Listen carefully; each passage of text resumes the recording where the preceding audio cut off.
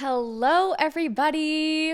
Once again, welcome back to another podcast episode. This one, we are going to dive very deep into my childhood and more deep into the details of what it's like being the black sheep of the family. I thought it was quite funny for me to make a podcast episode about this because who the fuck would want to talk about a topic being the black sheep of the family when you are that person? And by you, I mean me. If any of you guys can relate to what I'm going to be talking about today, I just want you guys to know that we are in this together.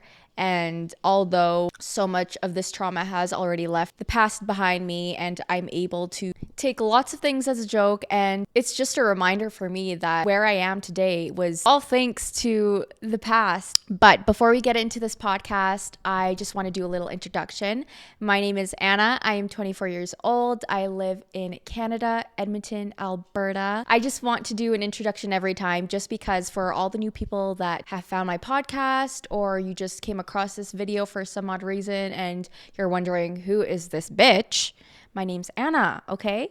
I have a name. And in this podcast, this is a judgment-free zone. So anything that I say about my opinion or my thoughts, my feelings, and how I view some things is not to be judged in this podcast. So if you are someone, who is a little bit closed-minded, this podcast may not be right for you, but I feel like as you continue on to really understand and know another side of a story or know another side of an opinion, you can be a little bit more open-minded that way.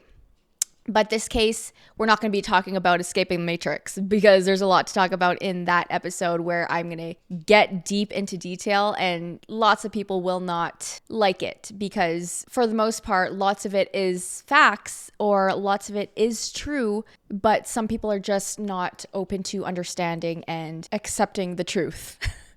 But if you guys want to listen to something like that, definitely stay tuned for all the other episodes ahead because this podcast is just a lot about saying things that people might not say online. So my podcast is a little bit of a Joe Rogan with a hint of Emma Chamberlain type of podcast. And I don't have a Spotify. I don't have an Apple podcast yet, but I will like to branch out in the future and put all my podcast episodes on there because I know someone may not have time, like you may not have time to watch a podcast and you'd rather listen to it on Spotify. So that's why I'd rather do it that way as well. But for now, it's all just on video format and eventually we will get there. I am all cozied up. I am ready to start this podcast and give you guys the tea because this is a podcast episode that I will probably not share with anyone else online other than you guys here that have found me. I will probably not share this with anyone else outside of the internet because for me to talk about these things, I would really have to trust you or I would really have to get to know you and be comfortable with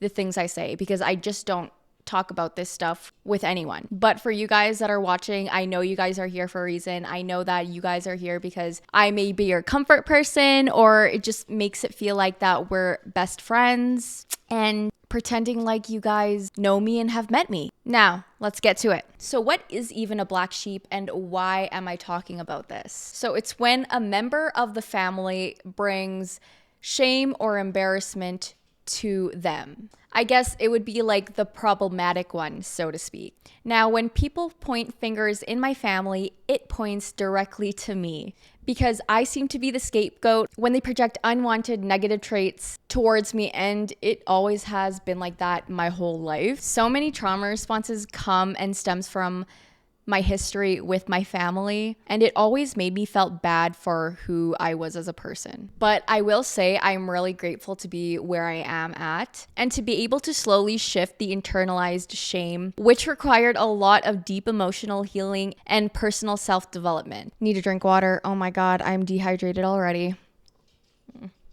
But at the end of the day, you can really de-roll and be who you are because being the black sheep of the family, and I'm going to put that in quotations just because I'm not the black sheep, okay? I can change my identity and that's not my true identity as a person. I know that, and maybe it was my past that I called myself that, but now it's not who I'm going to bring into my present and future. I had to heal my identity, all of the expectations, ideas by my family that I had to see beyond that to recreate my identity. And that's not who I am. And I don't have to believe that's true about me anymore. So when it came about this and putting all the trauma and the past behind me, I had to make peace with my past. It's not easy. It's not simple, but it's an action that you have to take if I wanted to get rid of this trauma. But being this person who I wasn't, I carried guilt, shame, self-judgment, and unworthiness as I didn't think I was worth anything. And when you really think about these things that you're saying all these negative things to yourself, I was pretty much just lowering my vibration. And in order for us to heal, it seems like I'm talking to like both of us as in like we're both the black sheep, but like who knows, maybe you are not and you're just listening to this podcast. But when we lower our vibration, we cannot match who we want to be if we're still hanging on to resentment. That was something that I had to learn for the longest time because I just held on to resentment, and that is just something that will lower your vibration. So if we want to change who we are, we have to change our vibrational baggage. We need to forgive ourselves and we need to clear up space for ourselves. Now, I hate that I have to mention this or bring awareness to it, but I shouldn't have to feel bad about me talking about these things just because it has to do with my family. And by family, not only am I talking about my parents, but I'm talking about like my aunties and uncles that make parts of this history of what it was. But it's something that I just want to shed light on because I know there are a lot of people out there that may relate to this, and a lot of you guys on my TikTok found me because I was able to be vulnerable and being able to talk about what it was like moving out of a toxic household or talking about my childhood. So many of you guys related to what I was going through. So I wanted to shed light about this topic. It's not to bring hate to them. It's not to accuse them or tell you guys they are bad people, but it's more so of them as a collective orchestrate that these behaviors kept me as the black sheep. So when my family thinks of success, they think of, the traditional way, going to university, finding that job that will make you secure and make you have more wealth and be more wealthy, starting a family at a young age, being married at a young age. All of those things come together where it makes you wonder, like how can you define success when all you really knew was success in that way? So I wonder, when they think of success, what do they vision their end goal to be like? Because success can have so many different meanings, and it doesn't always have to be money. It doesn't always have to be to have more money. Even though that can be the goal, there is so much meaning behind the word success. For me, I think it's more about pursuing a career or a passion that you've been longing for, or finding the creativity within yourself to explore what you love and do what you love, do things that make you happy, healthy, and being around people that makes you feel loved. It's not always about the traditional way. And that's why I say you shouldn't live to work, you should work to live. So to conclude to this, as a black sheep, you probably felt very misunderstood, marginalized. And so I would like to take it back all the way when I lived at home, because even though I felt very grateful to have my own room, being fed, buying things that I want from them, having a roof over my head, and my mental health was just so detrimental when living at home because everything was controlled by my parents. Everything that I did was very unlikely for my cousins to do as well, and it would be talked about in the family, and then it was almost like I was being shamed for anything that I did was out of the ordinary, Like all they really cared about was, as long as I go to school, I will be successful. And you know how many times I dropped out of school? I dropped out 2 times. To be more personal with you guys, I went to school for broadcasting, and then I dropped out of that. I liked being in front of the camera, but I didn't want to be a fucking weather girl. Okay, I just had to pick something out because my parents wanted me to do something. And if I did something like that, they would praise me and put it on their Facebook. Exposed. But anything that was successful to them, they would just post it for everybody to see. But in reality, I was not happy. And then the second time I dropped out was going to get my Bachelor of Arts because I was thinking of wanting to become a teacher at one point. And then I really thought that through, and I was just not happy in the process of just like studying for it. Like, I could see myself being a teacher, you know, maybe in another lifetime, but it was something that I'm not passionate about. And why would I want to do something that's not passionate for me? Like, I can explore new things. I can take a leap and take a step into another direction in life. It was just a calling that was something that I didn't want to do. So I dropped out of that. And even though they spent their money on me to go to school, I can't do that for my own happiness. Like, it's already sad enough to say that I felt so ecstatic to even be leaving the house when I was allowed. And I would be happy to go to school at times to see my friends. But then again, when I was at school, I always felt so fucking paranoid. I always felt like I was being watched. I felt like my parents were on my ass with everything that I did, and talk to the teachers and talk to the principal, making sure that I wouldn't be a troublemaker. I don't know what got into their heads to make it seem like they thought that way of me in terms of doing hard drugs. Like, I was just a regular kid wanting to hang out with my friends, you know, maybe go out and party every now and then, but it was never doing anything horrible. Except what made it worse is that I wasn't able to trust my parents because of how strict they were. And when you have strict parents, you fucking rebel. Nothing comes easy when you have strict parents. So you will do everything in your power to do the opposite of what they want you to be and what they want you to do. Let's just say if my parents, you know, weren't strict, weren't raised in a very harsh, cruel family household at the time. I don't know.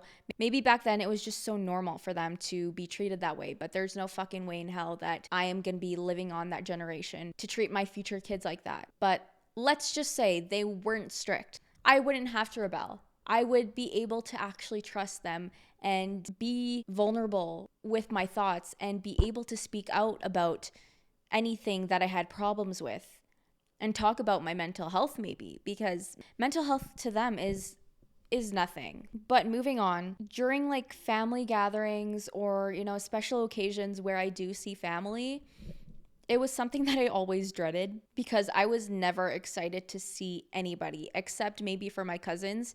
But for like the rest of the family, I was not excited. And there's a certain family that really lowers my vibrations and lowers my energy. They just drain my energy when their presence come upon. And I don't know if that's just so very harsh to say, but it's like when you see someone in a room or like you see someone you don't like or just feel that presence where it's negative, that's how it feels like. And my stomach just drops every time I used to see them. But now it's like, all right, I'm grown up. I'm fucking over this. And if I see you, I see you. But if you're not going to give me the same respect, I don't have to give you that same respect back. I'm not here to blame my family or this family, but lots of this was caused by them. They've made me have so many mental breakdowns in the past, or it made it seem like that I was never good enough for them compared to all the other cousins. It was always a battle, and I was always being compared to who gets what and who gets more, that type of situation as well. So lots of this started maybe when I was freshly a teen. I'm gonna put y'all right here. Okay. Oh, that's a lot better. Oh, that's nice. So let me say that again. So lots of this started when I was just like a fresh teen. Now, let me just say this. Yes, I did have many good times in the past with being a teenager. Like, I was finally able to do things when I fucking snuck out. But for the most part, my whole teenage years was really blurry to me because all of that was just caused by being traumatized and what I dealt with. I was never allowed to go for sleepovers. You know, that's pretty typical as a teenager. Like, some parents won't let you out to go for sleepovers, but it was very hardcore. Never allowed to go to parties. that might be understandable in some reasons, but you should always trust your kid in a way to go out and have fun. But they did overstep that boundary and literally tracked me down and stayed at that party where I was at to pick me up maybe an hour later. I wasn't allowed to hang out with my friends after school, but I always did find a way. Because like I said, when you have strict parents, you are going to have kids that won't be able to trust you. And maybe my brother was different in a way because he didn't socialize as much as I did.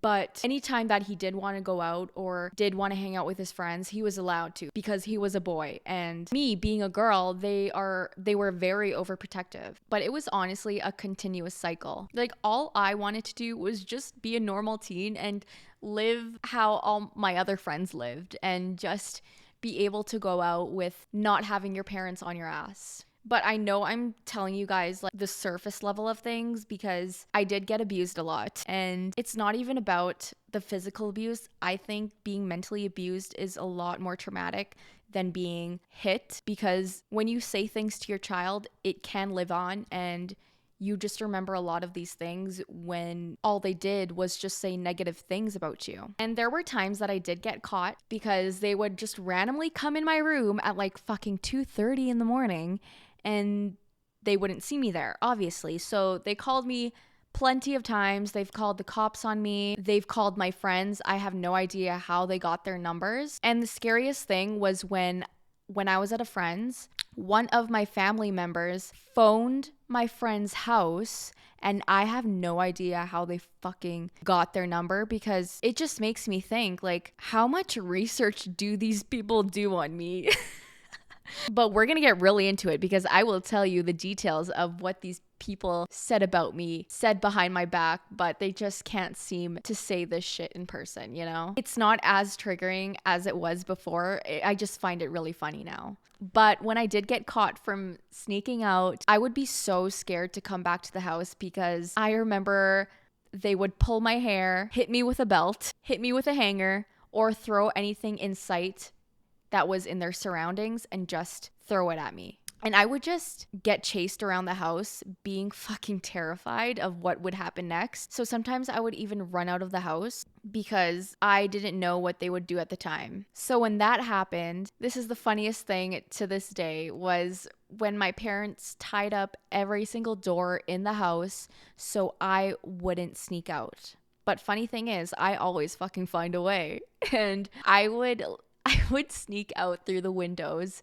And even though there were like spider webs and bugs everywhere, I did not care. I was like, no, I need out of this fucking house. And every time I got out of the house, it was like all my stress went away. So after a continuous cycle of me rebelling all the time, they would drop me off at one of my family members' houses here in Edmonton. And this is where I live now in Edmonton. But like I used to live in like a small part of town, but they would drive out 30 minutes just so that they can drop me off at one of my family members' house after school because they just didn't trust me at home anymore. But that wasn't enough.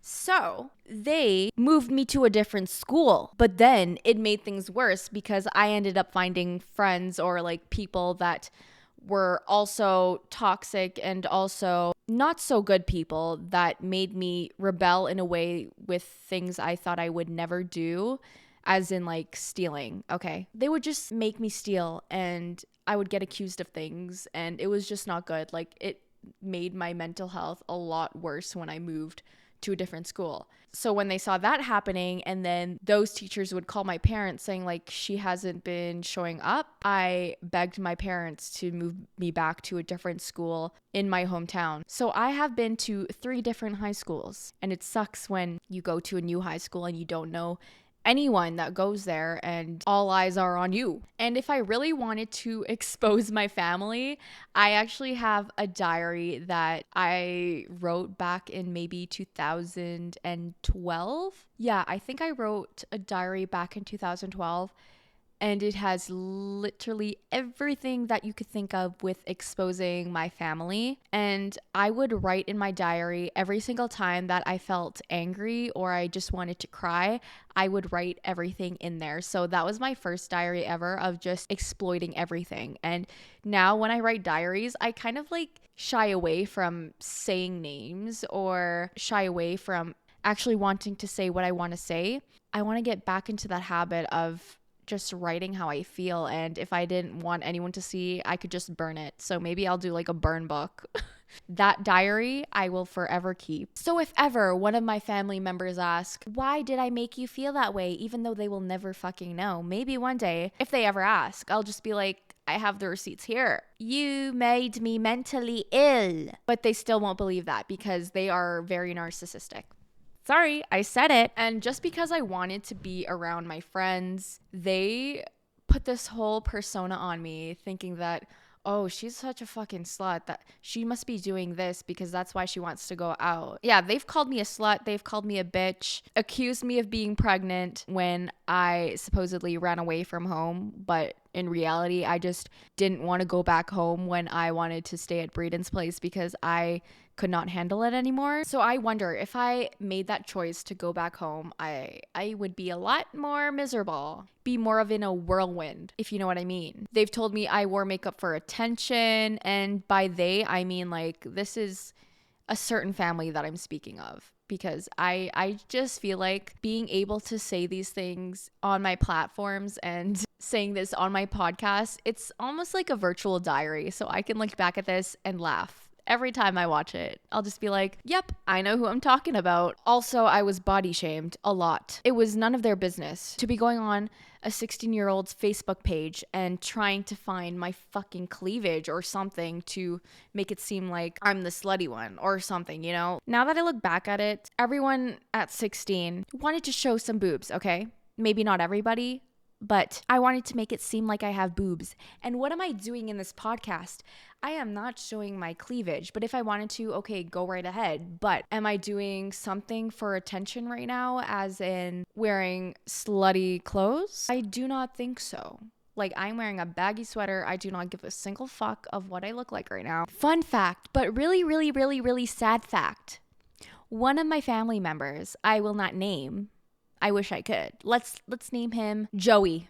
Let's name him Joey. This man's asked me how I get my views, how I get these subscribers. And then he asks, do you show your boobies for attention? Like, are you fucking naive? Like, are you dumb? What kind of person asks that? If I knew it was a joke and maybe if he was gay, sure. But saying that as like someone who I don't really bond with, the fuck are you to say these things? Like, so many of these things seriously took a toll on my mental health. And this is probably why I am such an empath, because I take everything seriously nowadays and I don't want to be a snowflake. If you guys listened to my last podcast, I was talking about an argument that I had with Braden about taking the garbage out or whatever, and he said something as a joke and I didn't take it as a joke. I took it seriously and I started tearing up.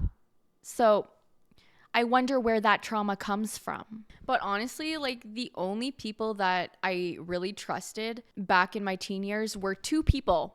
And it's funny because I'm going to say my brother. One of them is my brother because he was the one that actually helped me to go out and hang out with my friends and was there for me when, you know, my parents would shit on me or something or yell at me. At times when I wanted to go to a party, he would back me up and say things like, oh yeah, she'll be back at this time, blah, blah, blah. And like, she's with this friend. And I had a tracker of my mom's phone and she didn't know it at the time. I've told her about this, but at the time I never told her about it, that I could track her anywhere that she went and I would have to be back home before she gets home. So I would call a taxi every time that I needed to go out somewhere, and my brother would just be there backing me up. And then the second person who I really trusted was a childhood friend. Like, I haven't spoken to her since, I would say, right after high school, and I wish I was still friends with her.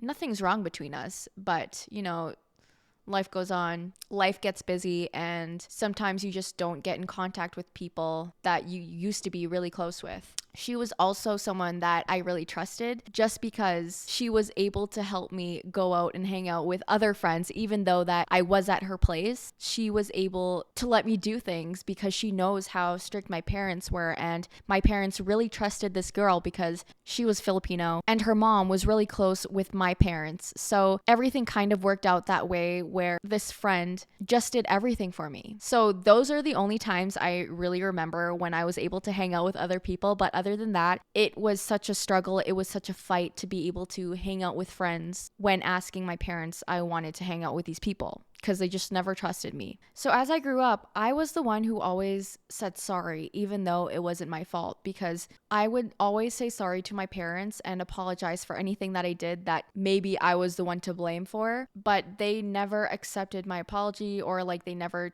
took that apology seriously. So as I grew up, I kept saying sorry to everybody and anybody that I talked to because I just felt like I had to. Let's say there was a situation where I had no control over, I would apologize. So now we're gonna get a little more deep again. But when my grandpa passed away back in 2019, I was told to apologize to a certain person in my family. And to this day, I don't know what the fuck I had to apologize for and why I had to apologize to this person when they did me so dirty. And it's just not one person, but it was like a whole family. But I still don't know why someone in my family had to come out and say, apologize to that person. And I was just saying, why? Why do I have to? They did me so dirty. Like, I'm still confused, and it's almost like I had to say sorry for who I am as a person. What I hate the most is that I feel like a fake person when I'm around them because I have to act nice. It's so complicated because you think of them as someone blood related.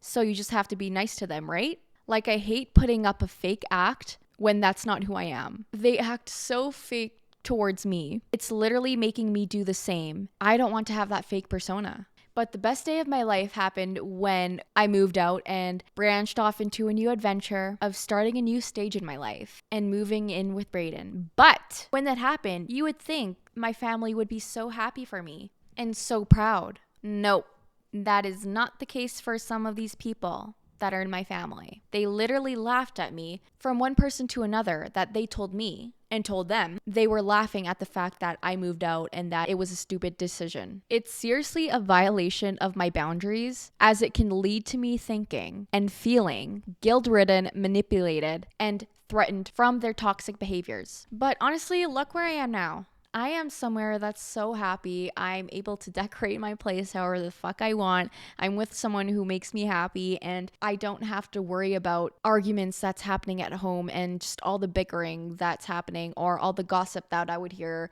in my room that I could hear downstairs or talking to someone on the phone about me. Now, I don't want this to get any political in a way, but them forcing me, and by them I mean my parents, them forcing me and trying to get me get the vaccine was another thing. This is not being political. This is just like more of a division and manipulation than anything, because even the rest of my family were against me in the beginning of this pandemic. All of them were judging me of not getting it and calling me dumb for my personal choice. And it made it seem like they were all better than me because they all had 2 shots, 3 shots, 4 shots. And go them. I'm not going to judge you for getting the shot, but you don't have to force me to get it when I know I didn't want it. But look what's happening now.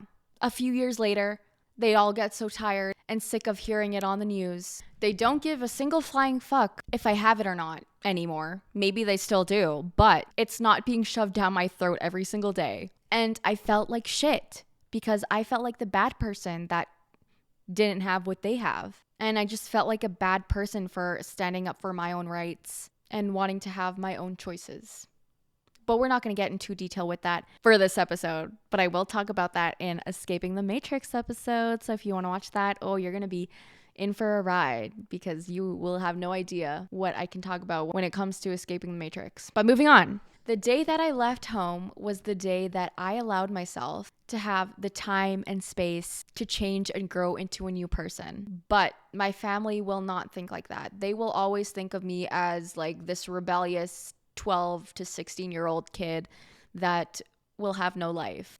But where the fuck am I at right now? Like, I'm so happy, the happiest I've ever been, being able to pursue what I want and doing what I love as a content creator and doing more than that. You know, I have things that I can look forward to every single day, and I just need to be proud of myself of where I am. Even though my mindset has changed with viewing these people, you know, as maybe as a bad person or they're not good people, all of that. And as a grown adult with new resources and mental strengths, you get weary sometimes and get flashbacks. So when Christmas comes along and, you know, something happening is around the corner where you have to meet with your family, it almost makes you feel like the traumatized kid you were. Sometimes I ask myself, like, what would have happened if I just listened to all my parents' rules and not rebel, not stand up for my own decision, and not hang out with my friends? Like, what could have happened? I think my mental health would decline drastically, even though it was at a bad point. I would just never be fucking happy. I would probably be very clinically depressed. Like, I would force myself into a hospital or something and try to get the help that I would need, but who knows if I would get out of there.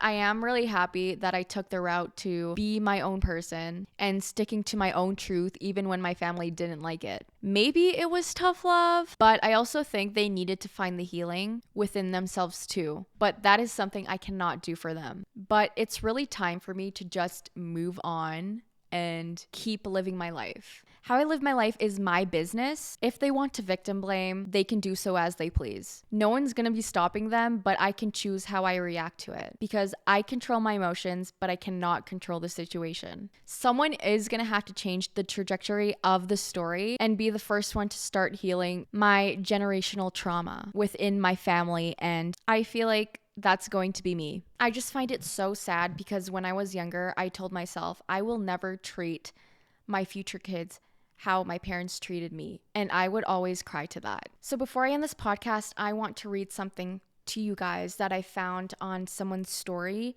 that I had to screenshot because this was just, it almost made me tear up. Are you guys ready? In quotations, the so-called black sheep. The black sheep of the family are, in fact, seekers of liberation roads for the family tree. Those members of the tree who do not adapt to the rules or traditions of the family system. Those who are constantly seeking to revolutionize beliefs, going in contrast to roads marked by family traditions. Those criticized, tried, and even rejected those by general. They are so called to release the tree of repetitive stories that frustrate entire generations. The black sheep, those who do not adapt, those who scream rebel, repair, detoxify, and create a new and blooming branch. Countless unfulfilled dreams, frustrated talents of our ancestors manifest themselves in their rebellion looking to take place. The family tree, by inertia, will want to continue to maintain the castrating and toxic course of its trunk, which makes its tasks difficult and conflicting. Let no one make you doubt. Take care of your rarity as the most precious flower of your tree. You are the dream of all your ancestors. That almost made me tear up again. But I'm so surprised that I haven't teared up at all during this podcast episode, because usually when I talk about my trauma, I tend to tear up a little bit. But this episode, like, you can see that I just feel free. I feel so good because I don't have to worry. I don't have to feel fearful about what I say anymore. I don't have to feel scared about this family. I don't have to, I don't know, man, just feel like myself. And I don't have to be scared of who I am. So yeah, I think I've just come to the realization that I'm not going to be like my cousins. And even though like all my cousins are different in their own way, I never really followed the traditional way of going to school, or at least I tried to, okay? At least I tried going to school, but in this case, dropped out of school 2 times. Am I proud of that? No, but yes, because then I wouldn't be able to do the things that I'm doing now. And if I wanted to go back to school, it would have to be something that I'm very passionate about, but I could also learn a lot of these things online. So now that I'm older, I don't have to keep fighting about what I know what is right for me or what path I want to take, because it's my decision now and I have my own freedom of speech. I hope you guys took something from this podcast, whether you relate to this or not. So I hope you guys enjoyed today's podcast, and I hope you guys have been catching up with my podcast. I know it's like only podcast episode number 6, I think. But I think this was a good one. If you guys enjoyed this podcast episode, let me know. I always hear such good feedback coming from you guys and relating when it comes to toxic families and navigating through my 20s, all of that. So I'm just really happy you're here today and you listened throughout this whole podcast. So I'm going to leave it here. If you don't already, make sure you follow all my socials, my TikTok, Instagram, and you better be subscribed to my YouTube. I love you guys. I appreciate you guys. And if there's any podcast episode ideas that you want me to talk about, let me know. I will see you guys next week.